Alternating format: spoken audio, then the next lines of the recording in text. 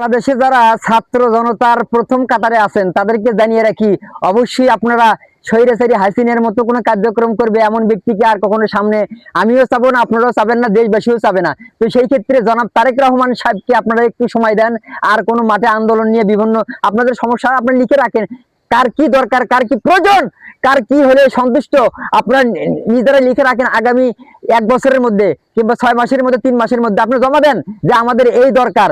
দেখবেন জনাব তারেক রহমান সাহেব ছাত্র জনতার আন্দোলনে যারা যারা মারা গেছে এবং বেঁচে আছে, আহত আছে, ওদের সহ যারা সঠিকভাবে বেঁচে আছে, কর্ম করে খাচ্ছে, আমি মনে করি উনি সবার দিকে তাকিয়ে একটা কর্মের ব্যবস্থা করে দিবেন যার যার মানে সিস্টেম থেকে এবং পর্যায় থেকে। আমি মনে করি উনি জনমানুষের জন্যই এই বাংলাদেশের সরকার প্রধান হয়েছেন।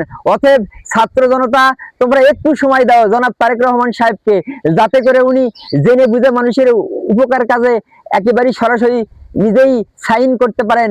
অবশ্যই অবশ্যই যা জনগণ দেখবে এটাই মানুষের উপকারের কাজে আসবে। আসসালামু আলাইকুম।